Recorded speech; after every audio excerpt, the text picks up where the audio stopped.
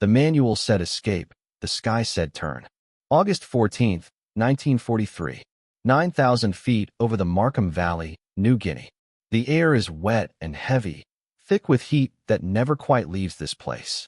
The jungle below is a wrinkled green carpet, broken by brown rivers that look slow but hide violence.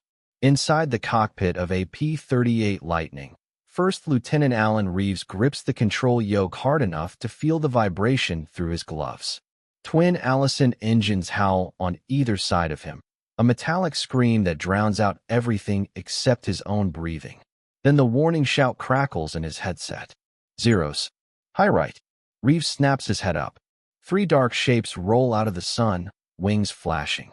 Japanese Navy fighters, light, agile, built to turn inside anything the Americans have. The manual says do not turn. Never turn. Dive away, use speed, climb back later. Reeves knows the words by heart. Everyone does. But the sky does not care about manuals. 1 zero drops fast, cutting across his nose. Another slides into his blind spot. Reeves shoves the throttle forward, tries to dive, but the fight collapses into him too quickly. The valley walls rise. There is no clean escape. Instinct takes over. He pulls. The Lightning answers, but not cleanly. The control pressure comes on soft, then late. A fraction of a second where the aircraft hesitates, where the ailerons feel spongy, like something loose between his hands and the wings. The Zero does not hesitate. It snaps through the turn, its red roundels growing larger in the windscreen. Reeves never makes it home. By the end of August, scenes like this are playing out again and again across New Guinea. On paper, the P-38 Lightning is everything the Army Air Forces wanted. Fast, long-ranged, heavily armed, deadly above 20,000 feet. In the humid air and broken terrain of the Southwest Pacific, those advantages are harder to use. Japanese pilots force the fight down low. They pull Americans into turning battles that Doctrine says should never happen. And pilots keep dying there. At 5th Air Force Headquarters, the explanation is simple. Pilot error. Failure to follow Doctrine. The Lightning is not the problem. The men are. On the flight line at Dobadura, Technical Sergeant James McKenna hears that explanation and clenches his jaw. He is 31, lean, oil-stained, with hands that seem permanently blackened no matter how much he scrubs them. He has been working on aircraft since before the war, learned to feel machines rather than just read about them. He listens to pilots talk when they come back, shaken, angry, sometimes quiet in a way that means they will not talk at all. McKenna watches them climb out of cockpits with sweat streaking their faces and sees the same look in their eyes. Confusion, frustration, fear they cannot quite explain. At night, under dim lamps and clouds of insects, McKenna walks the line of parked P-38s. He checks control surfaces by hand, pushes on ailerons, feels the cables run through pulleys inside the wings. Everything checks out. Measurements are within factory limits. Tolerances are correct. That is what the book says. But when he moves the controls slowly, carefully, he feels it. A slight slack. Just a breath of movement before resistance comes on. It is nothing you would notice cruising straight and level. Nothing you would notice at altitude, with speed to spare. In a hard, low-speed turn, it is everything. McKenna times it with his own hands. He moves the control wheel, counts the heartbeat before the aileron responds. It is barely there. Engineers back in California would laugh at it. Within limits. Insignificant. McKenna thinks of Reeves, and the others whose names are starting to blur together. He brings it up to a lieutenant from engineering. The answer comes back clean and final. No changes. Any modification to flight controls requires approval. Tests. Paperwork. Weeks, maybe months. McKenna looks at the calendar. He looks at the empty revetments where aircraft used to sit. There is no time. He does not talk about it again. Instead, he goes looking for piano wire, the high-tensile kind used for safety in critical components.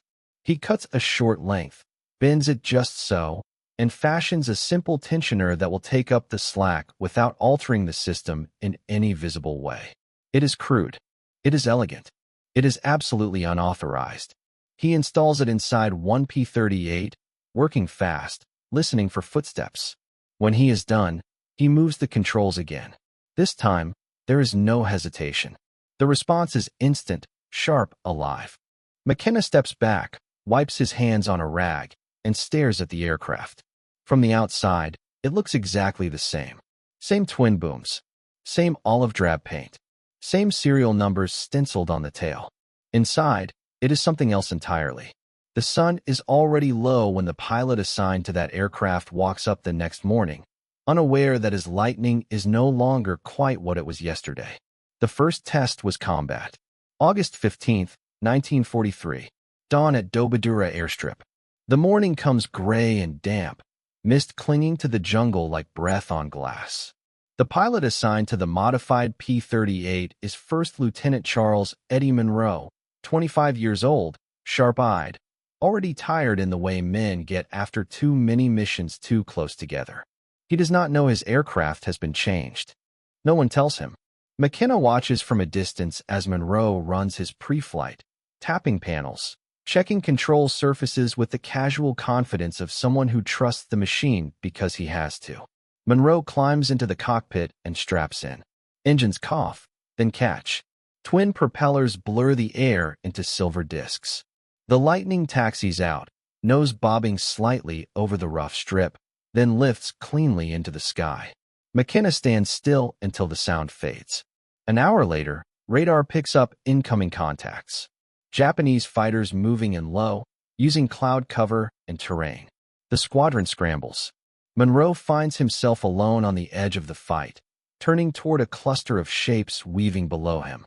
A Zero slides across his nose, close enough that Monroe sees the canopy framing and the flash of a scarf inside. He reacts without thinking, pulling into a turn that Doctrine forbids. His body braces for the familiar lag, the soft delay that always comes before the Lightning really answers. It does not come. The aircraft snaps into the turn like a living thing. Roll rate comes on instantly. Monroe feels it in his spine, in the seat pressing harder than expected. He adjusts, surprised, then commits. The Lightning reverses faster than it ever has before. The Zero overshoots, just barely, its timing off by a fraction that suddenly matters. Monroe squeezes the trigger. For 50 caliber machine guns and a 20mm cannon speak at once. Tracers stitch across the Zero's wing route. The Japanese fighter shudders, then breaks apart in a flash of flame and fabric. Monroe is already rolling again, instinct driving him through a second reversal. Another Zero flashes past, too fast, too close. He survives the engagement. More than that, he dominates it. Back at Dobadura, McKenna hears the engines before he sees the aircraft. Monroe taxis in, canopy sliding back, face split by a grin that looks almost disbelieving. He climbs down and walks straight toward the maintenance crew. "What did you do to my airplane?" McKenna says nothing at first. He watches Monroe's hands as he gestures, fast and excited. The way it rolled, the way it answered. No dead spot, no delay.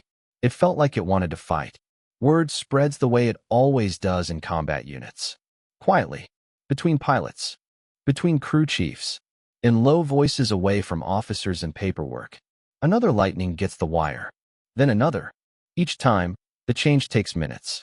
Each time, the result is the same. Pilots stop complaining about the controls. They stop talking about the Lightning like it is something to be managed and start talking about it like a weapon they can trust. Losses do not vanish overnight. This is still New Guinea. Still war. But the pattern shifts. Pilots who should have died come back with empty ammunition belts and stories that end in survival instead of silence. Kill ratios inch upward. The Zeros that once lived inside the Lightnings suddenly find their advantage gone. Japanese pilots notice too. Reports filter back through intelligence channels. American twin-engine fighters behaving differently. Rolling faster. Reversing inside turns they should not be able to make. The old timing no longer works. The trap is not closing the way it used to. No official memo is ever written. No engineer signs off on the modification. To the system, nothing has changed.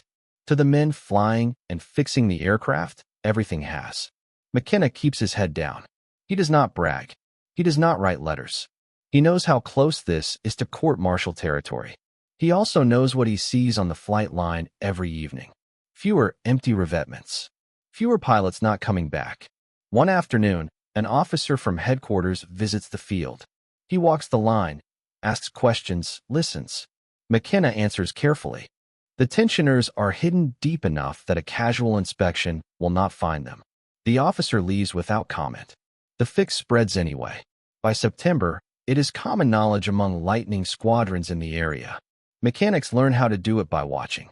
Pilots ask for it with a look instead of words. It is never discussed in official briefings. Doctrine remains unchanged on paper. Never turn with a zero. Use speed. Use altitude. In the air, reality has shifted. McKenna understands something then that will stay with him long after the war. Doctrine is written by people far from the fight. Survival is decided by people close enough to feel the machine hesitate under their hands.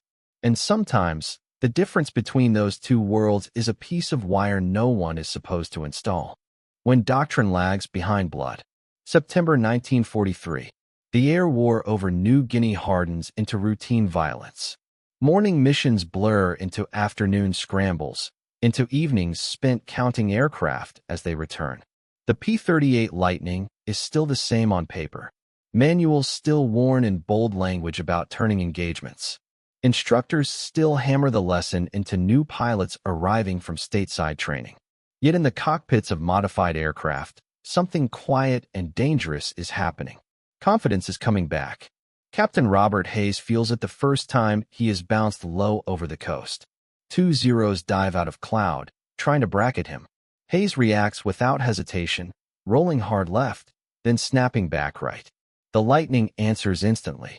There is no mush, no vague moment where he waits for the wings to catch up with his hands. The Zeros overshoot, just enough. That is all it takes. 1 Zero goes down trailing smoke. The other breaks away, climbing desperately. Hayes does not chase. He does not need to. He heads home with fuel low and heart hammering, knowing he should be dead. Back at the strip, mechanics listen as he talks. They nod. They have heard it before. The fix is not magic. It does not turn the Lightning into a zero. It does not erase physics. What it does is remove a tiny handicap at exactly the wrong moment. In combat, that is everything. At headquarters, losses are down, but no one can quite explain why. Intelligence officers talk about improved tactics, better teamwork, Japanese fatigue. All of it might be true. None of it touches the real cause. Engineers back home would have dismissed McKenna's tensioner as unnecessary. Within limits is within limits. But limits are designed for safety margins, not knife fights in humid air at treetop height. McKenna knows the danger he is in if this ever comes to light. Unauthorized modification of flight controls is not a small infraction. It is the kind of thing careers end over. Sometimes lives. He keeps the tensioners simple and reversible. No extra holes. No permanent changes. If ordered, he could remove them in minutes, and no one would be the wiser. No one orders him to. Instead, pilots start asking for his crew specifically. They trust his work. They trust the way their aircraft feels when it leaves his hands. Trust is a fragile thing in war.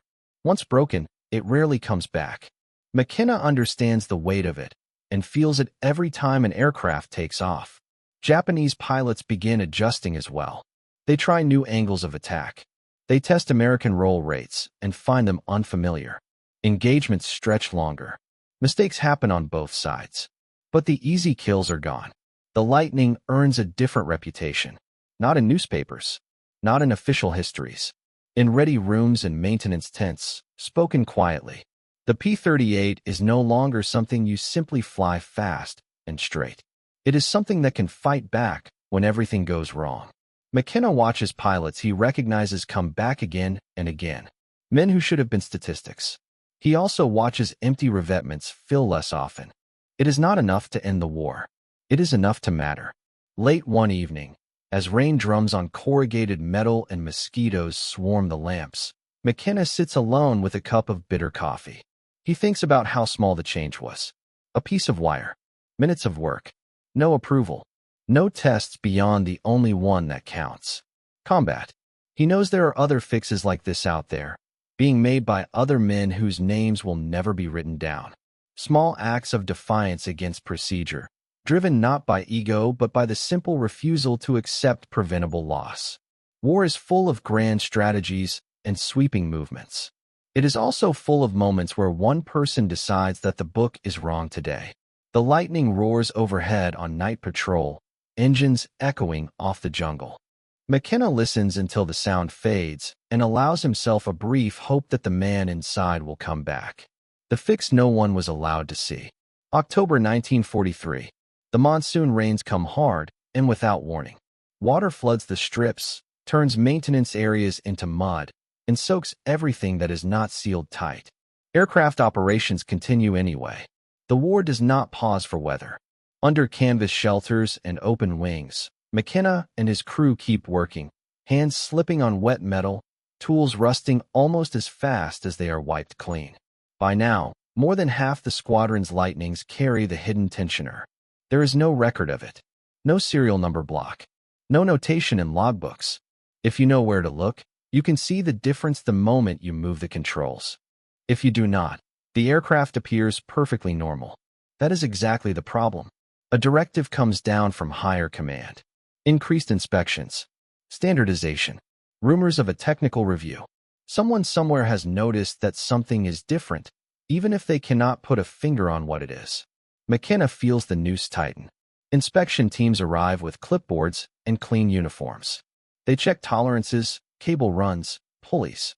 They compare aircraft against diagrams printed thousands of miles away. McKenna watches, heart steady, face blank. The tensioners are tucked where no checklist points. Nothing is out of spec. Everything measures correctly. The inspectors leave. The fix survives. In the air, the change continues to pay dividends. Engagements that would once have ended in flaming wreckage now end in damaged aircraft limping home. Pilots shaken but alive. The lightning is still unforgiving if mishandled, still heavy compared to the Zero, but the gap has narrowed just enough. Japanese losses climb. Their pilots report Americans rolling through maneuvers that used to be safe counters. They adapt, but adaptation takes time. Time costs lives. McKenna hears none of this officially. He hears it in fragments. A pilot slapping his shoulder as he passes. A quiet, "Thank you," muttered in the dark. The absence of bad news, which in war is the best news there is. One afternoon, he is called into a tent by a major he barely knows. The officer asks general questions. How are the aircraft holding up? Any recurring issues? McKenna answers carefully, truthfully, but not completely. The major studies him for a long moment, then nods and dismisses him. Nothing more is said. McKenna understands then that sometimes authority chooses not to know. The results are too useful. The paperwork too dangerous. It is easier to let things continue in silence. As the year wears on, newer P-38s arrive with incremental factory improvements. None address the exact issue McKenna found. The tensioners remain unofficial, still passed hand to hand, mechanic to mechanic. The men who benefit from them rarely know the name of the man who built the first one. That suits McKenna. He is not looking for credit. He is looking at the sky every morning, counting aircraft as they lift off, counting again in the evening. The numbers are better now.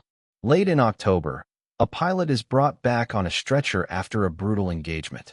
His aircraft is shredded, barely flyable. When McKenna helps him out of the cockpit, the pilot grips his sleeve. "It answered," he says. "It answered when I needed it." McKenna nods and says nothing. The war will move on from New Guinea. The P-38 will fight in other theaters, at other altitudes, against other enemies. Manuals will be rewritten. Lessons will be learned slowly, safely, after enough men have paid for them. This one will not make it into the books. But on the flight line, in the rain and the heat, the lightning has already changed. Not because Doctrine allowed it. Because one man decided that delay was a luxury no one could afford. The lives that never became numbers. November 1943. The tempo shifts again. New targets. New routes. Longer missions stretching the lightning's range across water and jungle. The P-38 squadrons that once felt brittle now feel seasoned, scarred, but dangerous. Pilots fly with a different posture in the cockpit. Less clenched. More deliberate.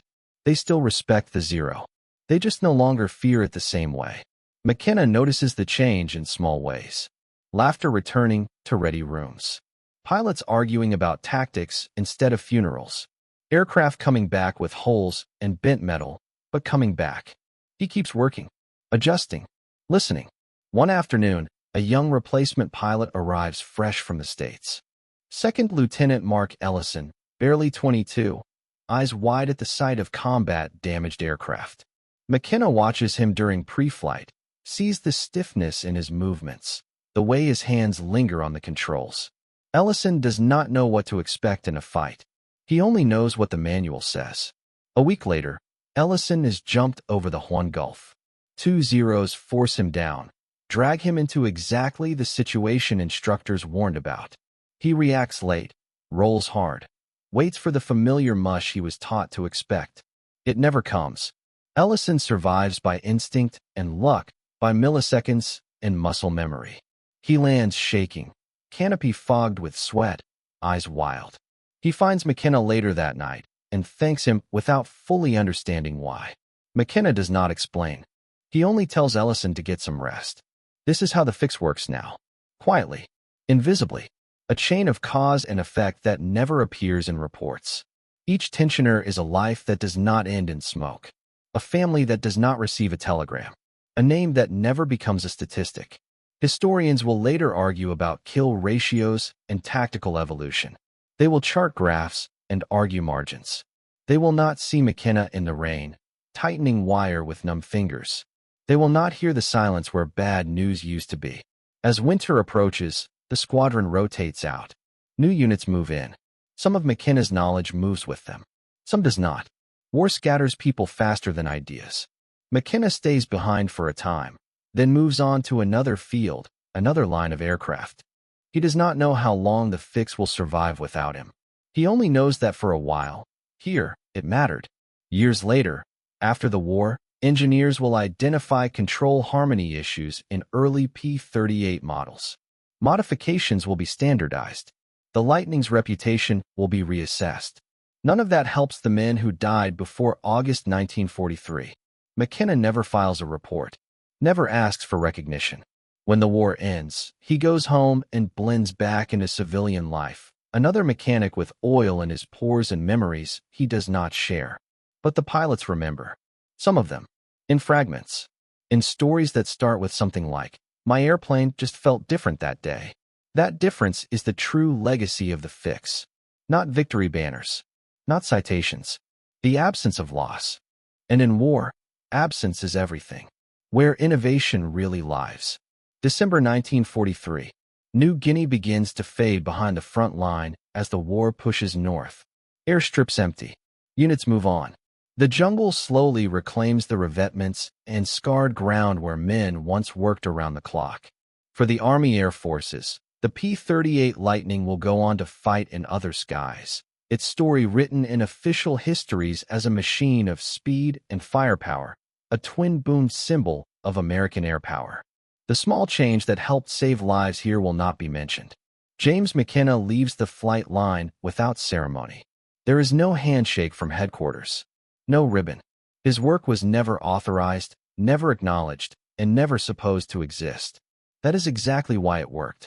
Years later, when veterans gather and talk about New Guinea, the story sounds similar.